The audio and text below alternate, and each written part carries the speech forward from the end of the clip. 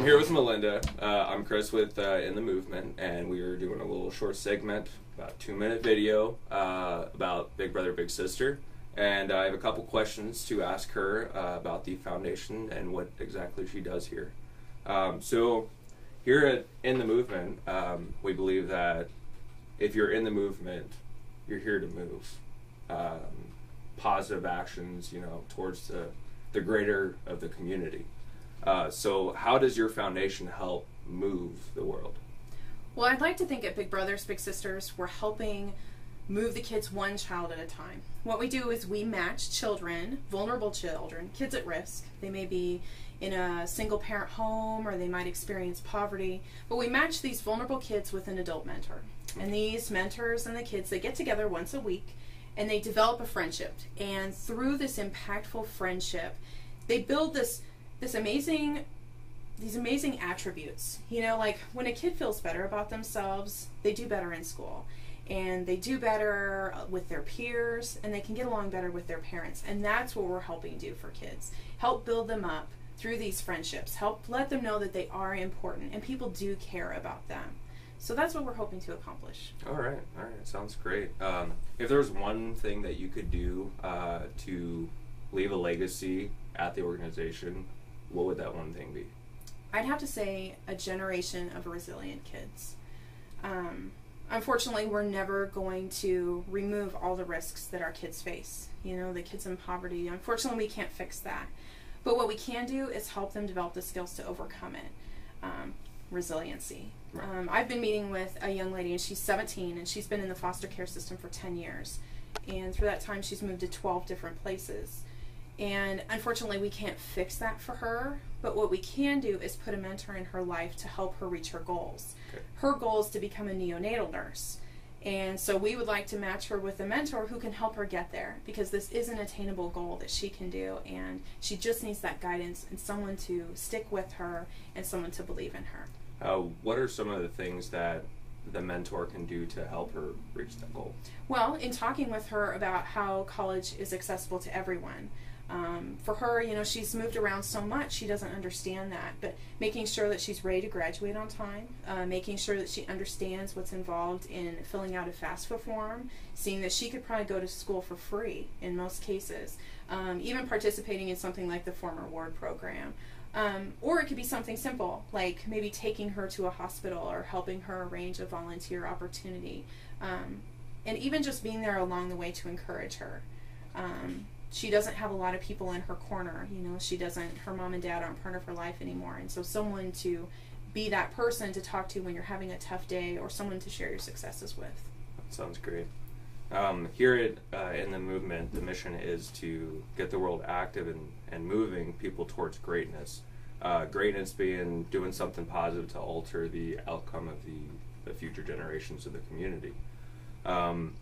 How is it that you get the community active in your mission and help move towards the greatness? Well, we're fortunate. We are a volunteer-based organization. Without our volunteers, they make our programs. So each year, hundreds of people volunteer to be those big brothers and big sisters and meet with kids weekly. We also have a great volunteer board of directors. We also have people that take part in events.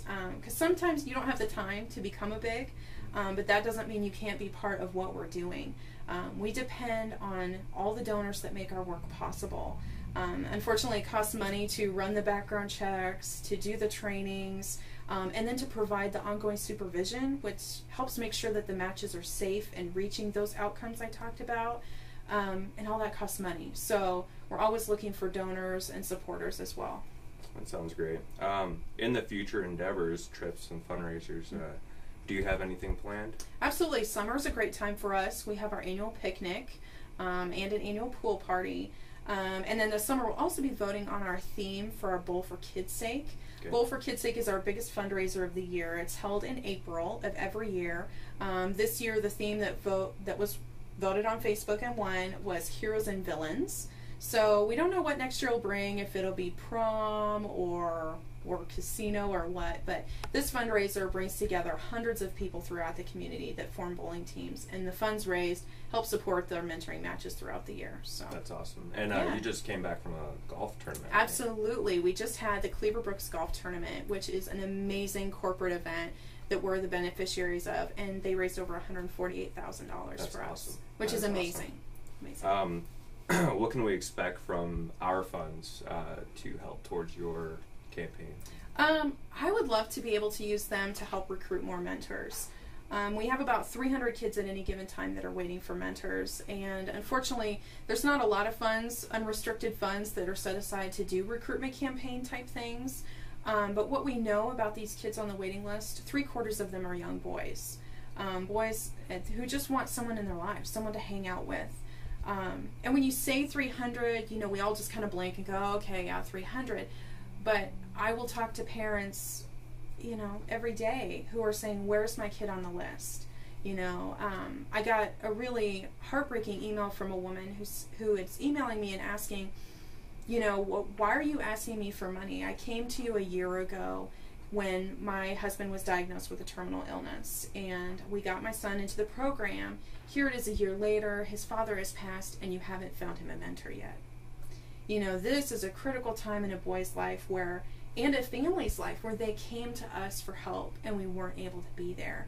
And so it's heartbreaking to know it's not the fact that we're restricted by not having enough volunteers all the time. Sometimes it's having the dollars to find the mentors. You know, right. There are people in the community. We just need to get in front of those people because, you know, we all got into this work to be able to help kids. What kind of marketing tools do you guys use to bring in mentors? Well, right now we really like social media because it's free. We also have some great partners at Broadcast House and with the Lincoln Journal Star, and so would love to be able to leverage that into something. And well, that sounds great. Yeah.